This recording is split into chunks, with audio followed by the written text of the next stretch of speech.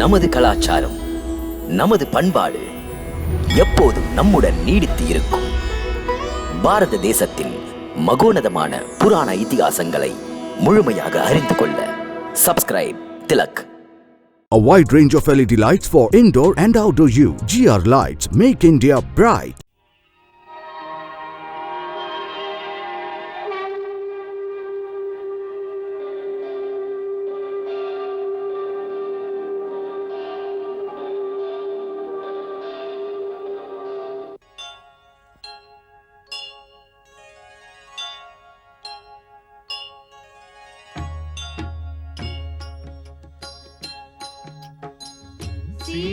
சீதாராமன் புனித கதை கேளீரே, மதுரம் மிகுந்த அனுபவம் பெற வாரீரே.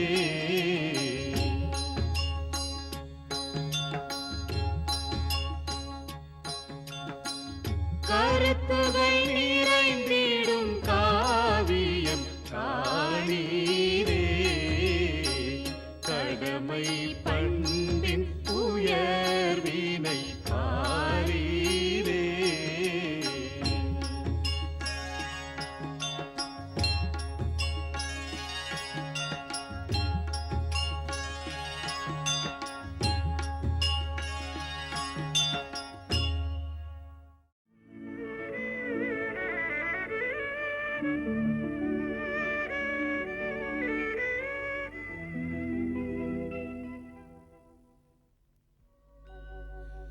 உயிரே உயிரே என்னை நீ பிரிந்து செல்வது உண்மையா? உடலை உயிர் விட்டு போகுமா? நடக்குமா இது நடக்குமா?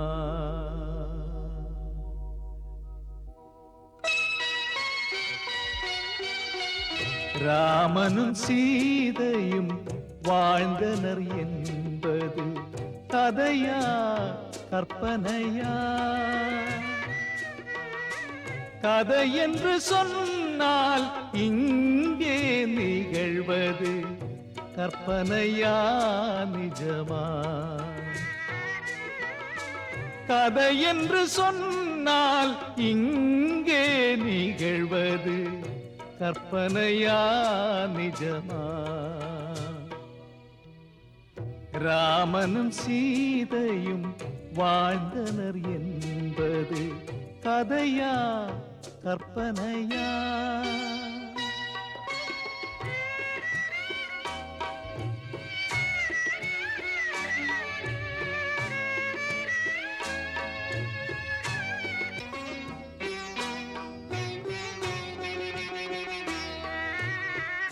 ராஜா ராணி அரண்மனை வாழ்க்கை, ராமனும் சீதையும் நீர்மேல் குமிழி.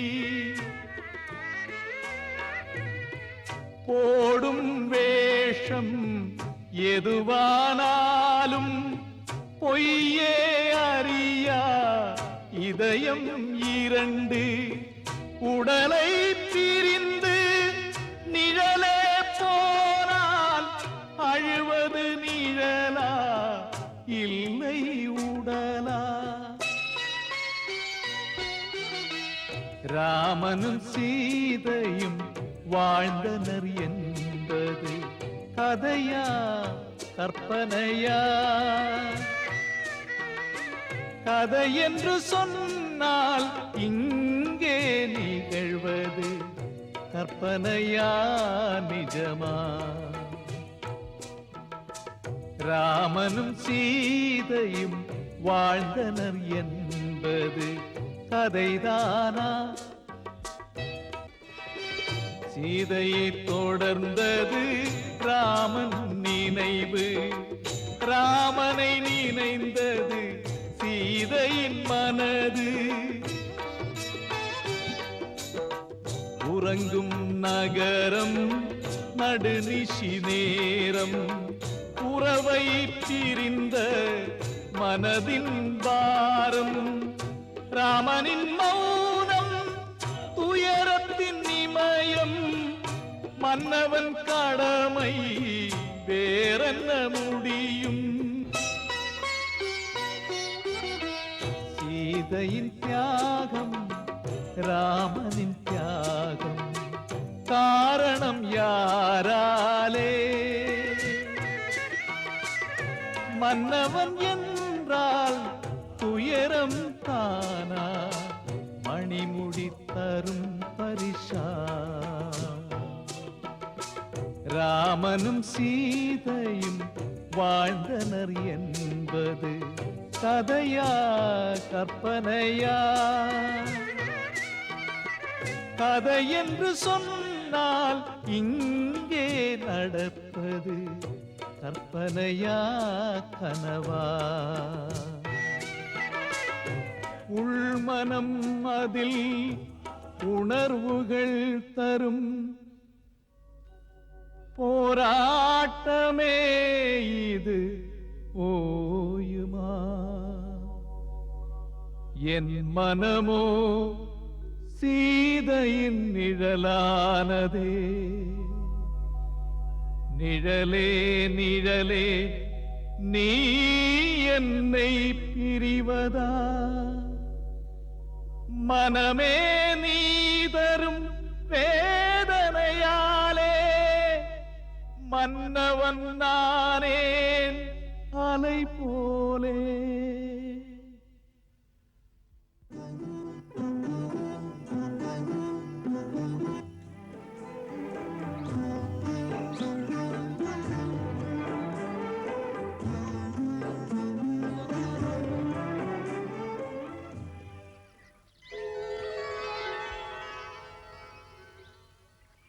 மாதா மாதா வருகிறார்கள்.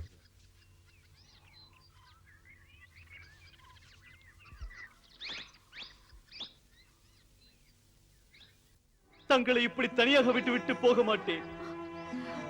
அவர் உங்களுக்காக காத்துக் கொண்டிருப்பார். இருக்கட்டும். ஆனால் அண்ணி, உங்களை நான் இப்படி தன்னந்தனியாக விட்டு போக மாட்டேன். இது மிக அநியாயம், மிக மிக கொடுமை. இதை என்னால் பொறுத்துக் கொள்ள முடியாது. பொறுமையை காத்திடு லட்சுமணா. இப்போது ஆவேசப்படும் நேரமல்ல. ரகுவம்சத்து ராணிக்கு இது சோதனையான நேரம். தற்போது உங்கள் முன் அயோத்தியில் இருந்து விரட்டப்பட்ட ராணி நிற்கிறாள். அவள் மீது மக்கள் குற்றம் சாட்டியுள்ளனர். ராவணனின் வீட்டில் இருந்து விட்டு வந்தவள், களங்கப்பட்டவள். அவளை நாட போதும் அண்ணி, போதும். இதற்கு மேலும் பேசினால் என் இதயமே உடைந்து விடும். இது உண்மையாக இருக்கக்கூடாது. இது ஒருபோதும் உண்மையாக இருக்கக்கூடாது. இப்படிப்பட்ட கொடிய வார்த்தைகளை கொட்ட எப்படித்தான் மனம் வந்தது? அந்த பாவி அவ்வாறு சொன்னான் என்றால் அண்ணா அவன் தலையை வெட்டாமல். ஒருவன் தனக்கு எதிராக பேசுகிறான் என்று அவன் தலையை வெட்டுவதுதான் ஒரு அரசனின் கடமையா? அரசனின் தர்மம் மக்களின் வார்த்தைகளுக்கு மதிப்பு கொடுப்பது. உங்கள் அண்ணாவை கொடுமைக்கார அரசன் என்று உலகம் சொல்ல வேண்டுமா? இல்லை. பிறகு இந்த ரகுகுலத்தின் கௌரவத்தை காக்க மகாராஜா எடுத்த முடிவை நிறைவேற்ற என்னை இங்கு விட்டு செல். என்னை விட்டுவிடு லட்சுமணா. நாம் எல்லோரும் இந்த துரதிருஷ்டமான சமயத்தை தாங்கிக் கொள்ளத்தான் வேண்டும். இப்படிப்பட்ட சமயத்தில் உன் அண்ணாவை பற்றி கவலைதான் வேண்டும். வேதனையில் துடித்துக் கொண்டிருக்கும் அவருக்கு உன்னுடைய உதவி தேவை. எனக்கு என்னை விட அவரை பற்றி நினைவுதான். லட்சுமணா, நீதான் அவரை தேற்ற வேண்டும், சாந்தப்படுத்த வேண்டும். இவ்வளவு பெரிய தியாகத்தை செய்த பிறகும் அவருக்கு மனைவியின் நினைவாகவே இருக்கிறார் என்று அவ பெயர் வரக்கூடாது. அதை தாங்க மாட்டார். மிக மென்மையானவர் அவர். லட்சுமணா, லட்சுமணா, நீ சீக்கிரமாக அயோத்திக்கு திரும்பி விடு. நான் உங்களை தனியாக விட்டு ஒருபோதும் செல்ல மாட்டேன். நீங்கள் இவ்வாறு முடிவெடுத்தால் நானும் உங்களுடன் காட்டில் வந்து வசிக்கிறேன்.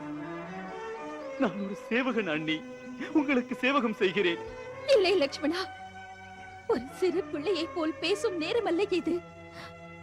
நம் மகாராஜா ஒரு அரசனின் கடமையை காக்க இப்படிப்பட்ட கடுமையான முடிவெடுத்த பிறகு அதை நாம் அனைவரும் அவரவர்க்கேற்ப கடைபிடிக்க வேண்டும். தற்போது எனக்கு தர்மம் அதர்மத்தை பற்றி சொல்லிக் கொடுக்காதீர்கள். எனக்கு எந்த தர்மமும் வேண்டாம். நான் எல்லாவற்றையும் தியாகம் செய்கிறேன். என்னை பாவியாக்காதீர்கள். உங்களுக்கு நான் இப்போது சேவை செய்யாமல் போனால் ஜென்ம ஜென்மத்திற்கும் நரகம்தான் கிடைக்கும்.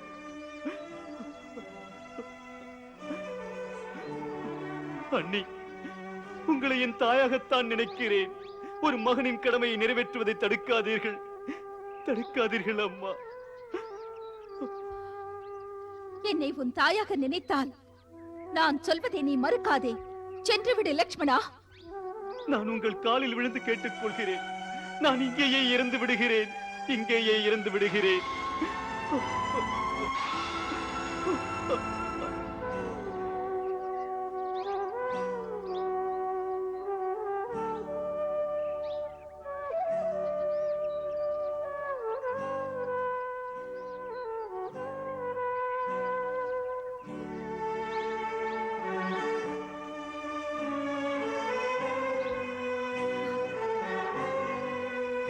லட்சுமணா, அன்று நீ ஒரு கோடு போட்டு அதை விட்டு வெளிவராமல் இருக்கும்படி சொன்னாய். இன்று நான் உனக்கு ஆணையிடுகிறேன், இந்த எல்லையை விட்டு நீ வெளிவரக்கூடாது. என்னை பின்தொடர்ந்து வராதே.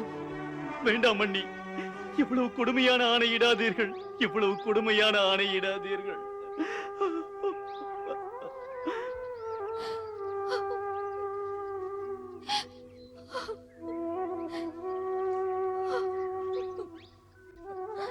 பெரிய ராஜ்யத்தின் ராஜகுமாரன் நீ கோழையாக இருக்காதே. சோதனைக்குரிய காலம் இது. தைரியமாக இரு மகனே, தைரியமாக இரு. அயோத்தி மக்களுக்கு என் ஆசையை கூறு லட்சுமணா. வேண்டாம் அண்ணி, போகாதீர்கள், போகாதீர்கள்.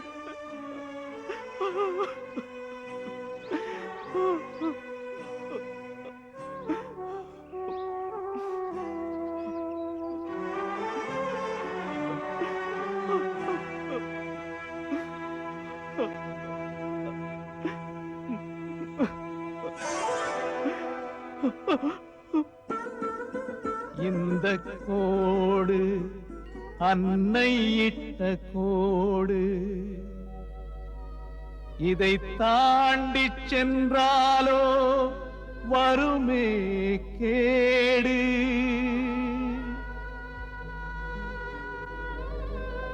என்ன நியாயம் என் அன்னை நீ படும் பாடு, மன்னவன் வாழ்வில் ஏன் முரண்பாடு.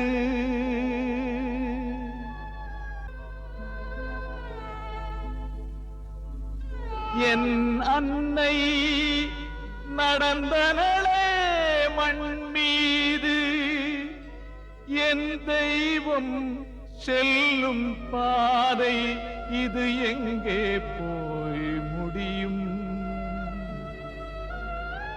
தேவி நின் பாதம் தாங்கும் பூமி உன்னை வணங்கும்.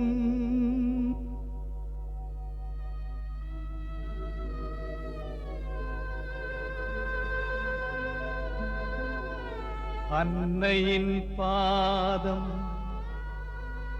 பட்டமண் அன்றோ, இது இந்த மண்ணின் பெருமை அன்றோ.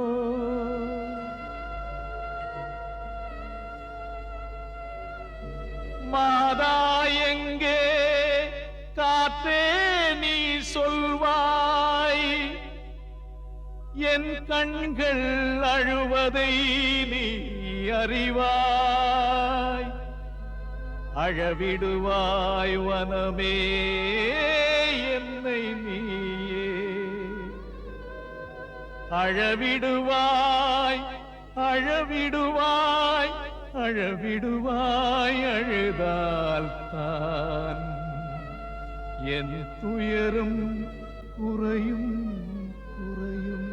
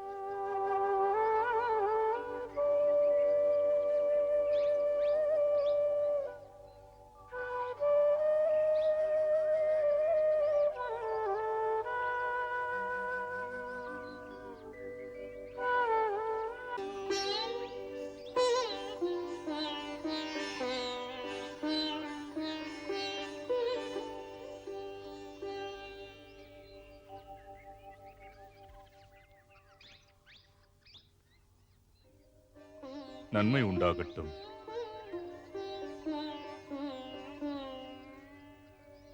என் திவ்ய திருஷ்டியால் நான் எல்லாவற்றையும் அறிந்தேன். தங்களின் இந்த தியாகத்தால் தாங்கள் இன்று மிகப்பெரிய புகழையும் கீர்த்தியையும் அடைந்துள்ளீர்கள். அதற்காக வால்மீகியின் வணக்கத்தை ஏற்றுக்கொள்ளுங்கள். இன்றிலிருந்து தாங்கள் என் ஆசிரமத்தில் தங்கிக் கொள்ளலாம். இந்த வால்மீகியின் ஆசிரமம் தேவி சீதையின் காலடிகள் பட்டு புனிதமடைந்துவிடும்.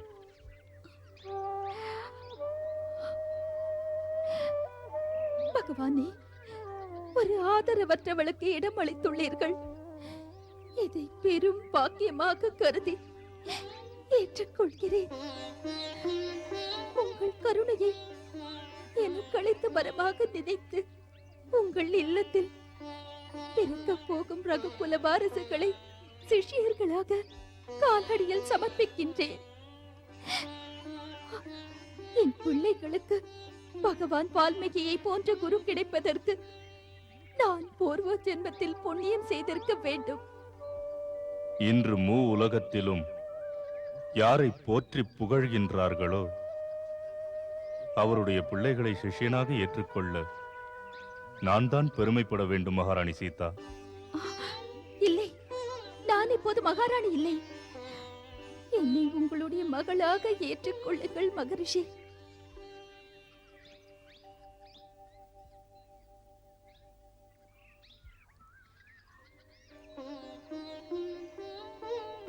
மூ உலகும் வணங்கும் நீ இன்றிலிருந்து எனது மகள். இதைவிட பெரிய பாக்கியம் யாருக்கு கிடைக்கும் சீதா? இல்லை, சீதா என்று கூப்பிடாதீர்கள். அந்த அவப்பெயரை தியாகம் செய்து விட்டேன். ரகுகுலத்தின் கௌரவத்தை மண்ணில் புதைத்த பெயர் அது. இல்லை மகளே, சீதையின் பெயர் களங்கப்படவில்லை. இதிகாசத்தில் இடம்பெறத்தான் போகிறது. அந்த பெயரை வைத்துக் கொண்டவர்கள் புனிதமடைவார்கள். இருந்தும் ஒரு விதத்தில் உன் வார்த்தை சரியாகத்தான் படுகிறது. ஆசிரமத்தில் உன்னை யாரும் அடையாளம் கண்டுகொள்ளாமல் இருப்பது நல்லது. இங்கு மட்டுமல்லாமல் என் பிள்ளைகளுக்கும் தெரிய வேண்டாம். அவர்கள் தன் தந்தையின் பெயரை உபயோகப்படுத்தாமல் மனதில் உறுதியை வளர்க்கட்டும். தன் காலிலேயே நிற்கும் அந்த பிள்ளைகளை கண்டால் அவர்கள் தந்தைக்கும் பெருமையாக இருக்கும். மிகச்சரியாக சொன்னாய். உன் உயர்ந்த குணமும் உறுதியும் உன்னுடைய பிள்ளைகளுக்கும் கிடைக்கட்டும். மகளே, என் ஆசீர்வாதம் என்னவென்றால், சந்திர சூரியன் உள்ளவரை உன் பெயர் பெண்ணின் குலத்திற்கே திலகமாக அனைத்து காலங்களிலும் ஒளி வீசிக் கொண்டிருக்கும். மங்களம் தருபவள் மாதா சீதை மன்னவன் ராமனின் அன்பு போதை